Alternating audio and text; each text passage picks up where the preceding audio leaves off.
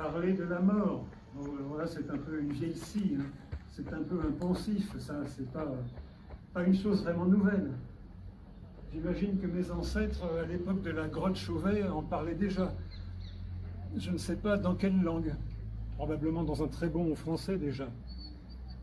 Sinon, si on remonte longtemps, si on remonte à l'Antiquité, bien sûr, on peut remonter à la Mésopotamie, hein, mais déjà ce qu'on connaît un petit peu mieux, c'est les présocratiques, Héraclite.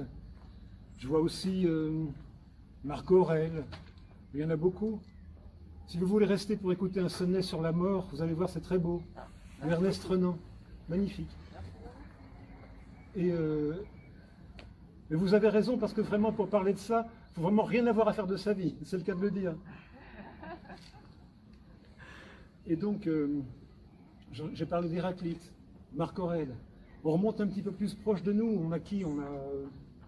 Allez, on passe au XVIIe, le fameux Sermon sur la mort et la brièveté de la vie de Bossuet. Attends, qu'est-ce qu'il y a encore? Ou je sais pas, moi. Jankélévitch, celui grâce à qui j'ai eu un 19 en philo au bac, je l'ai cité.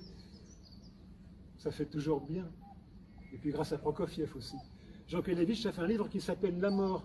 Je me souviens, voilà, la mort se retourne contre la conscience de mourir. Mais dans ce cas-là, j'aime carrément mieux Valéry. Valéry qui dit bien intelligemment, la mort nous parle d'une voix grave pour ne rien dire. Voilà. Sinon, Dander Pijard, hein, ça il faut regarder sur Facebook, le nombre de maximes de Dander Pijard qu'on a concernant la mort. Un sonnet sur la mort d'Ernest Renan, mais absolument inédit et impayable. Je vais le dire, si vous voulez vous l'écouter, sinon fuyez parce que ça vous fera peur. Espèce de couard. Ils ont peur de mourir. Moi, pas du tout. Vous allez voir. J'épouse l'idée d'Ernest Renan sur ce sujet. Dander Pijard.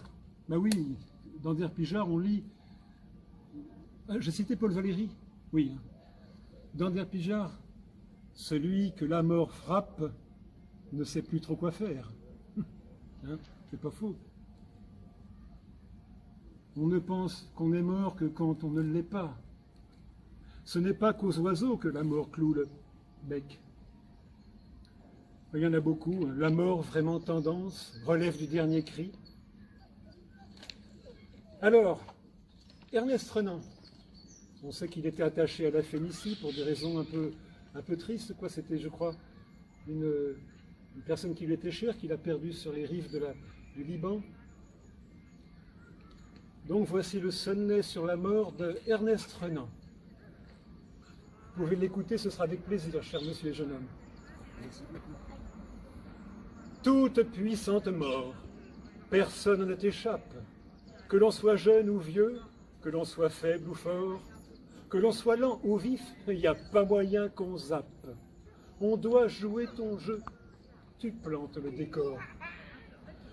Qu'on ait la trouille ou pas, que l'on s'en plaigne ou tape, faut qu'on y passe tous, d'accord ou pas d'accord. Pop, rabbin, moufti, bonze, pasteur ou pape, tu te fais pas prier. Personne ne s'en sort. Ce que j'en pense, moi, bah, le gros trou, la trappe, c'est le Liban, tu vois. La peur qu'on te kidnappe, wesh, qu'on t'attende au coin pour te régler ton sort, rien n'est vraiment.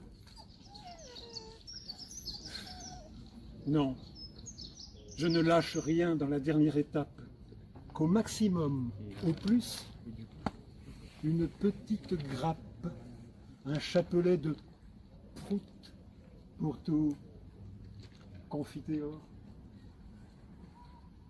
Voilà, ça c'est Ernest Renan et je pense la même chose, le sentiment que j'ai pour cet événement qu'on appelle la mort. Et puis, Dander Pijard, on continue.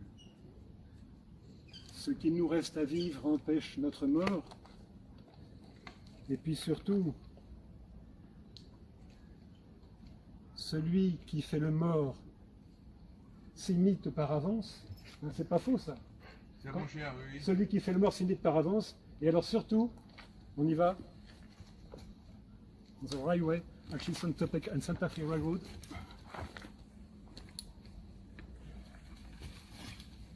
Voilà.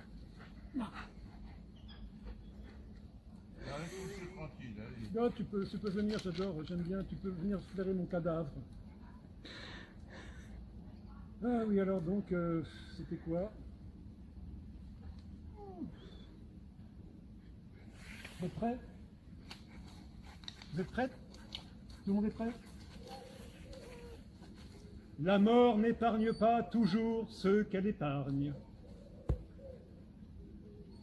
Dans Vertige, un grand bout. Grand... Ça me inspire dans Vertige. Vous pouvez le trouver.